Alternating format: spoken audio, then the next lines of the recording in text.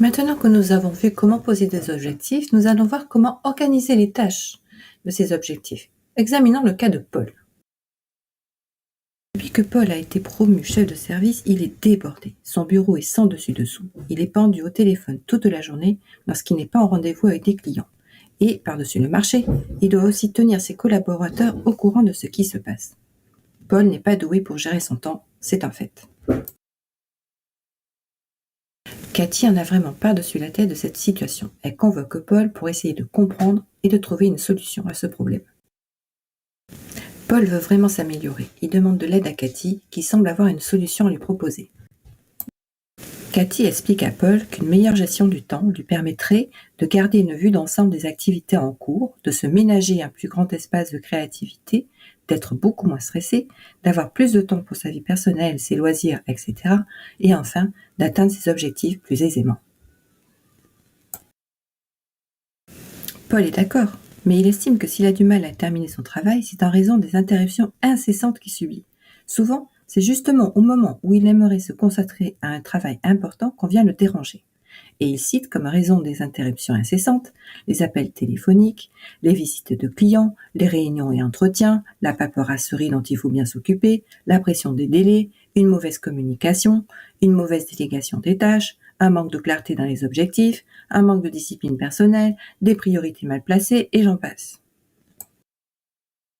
Cathy lui fait valoir que pour résoudre ses problèmes de gestion du temps, il lui suffirait de savoir comment s'y prendre. Elle commence par lui expliquer la méthode de Dwight Eisenhower. Certaines tâches sont plus importantes que d'autres. Par exemple, les travaux dont le délai d'exécution approche, les mandats de clients devant être réalisés rapidement, les délais fixés par les autorités comme les déclarations d'impôts, les poursuites judiciaires, etc. Les urgences comme un congé maladie d'un collaborateur important, un virus informatique, etc. Mais à quelle tâche faut-il accorder la priorité ? Elle lui donne les conseils suivants. Ne prévoir qu'une tâche pour une période donnée et la mener à terme en ce laps de temps. Classer ces tâches par priorité, liquider d'abord ce qui est important et urgent. Les avantages de cette façon de faire sont les suivants. Un travail plus efficace. Le travail est effectué plus rapidement et comporte beaucoup moins d'erreurs. Un travail plus efficient. Le travail est terminé au moment voulu. Un travail plus ciblé. Il est ainsi plus facile d'atteindre ses objectifs. Cathy lui raconte l'histoire de David Eisenhower, président des États-Unis de 1953 à 1961, qui avait mis au point sa propre méthode pour effectuer ses tâches par ordre de priorité. Cela consistait à trier ce qu'il avait à faire en fonction de 2 critères uniquement, l'importance et l'urgence. Ce qui aboutit à créer 4 catégories, important et urgent, important mais pas urgent mais pas important, ni urgent ni important.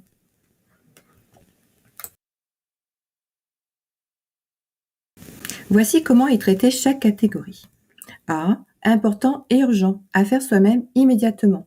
B. Important mais pas urgent, peut attendre mais doit être planifié, se fixer un délai ou déléguer. C. Urgent mais pas important, à déléguer ou à faire plus tard. D. Ni urgent ni important, à faire en dernier en fonction des possibilités, et c'est souvent facultatif. Cette grille est une grande aide maintenant pour Paul. Lorsqu'il n'arrive pas à décider à quelle tâche s'atteler en priorité, il fait son tri par case. Il n'aurait jamais pensé que cela puisse être aussi simple. Lui qui avait toujours cru devoir tout faire lui-même, découvre qu'il peut et doit déléguer. Se pose alors la question suivante. Mais comment procéder pour déléguer correctement une tâche ? Et c'est ce que nous verrons au chapitre suivant.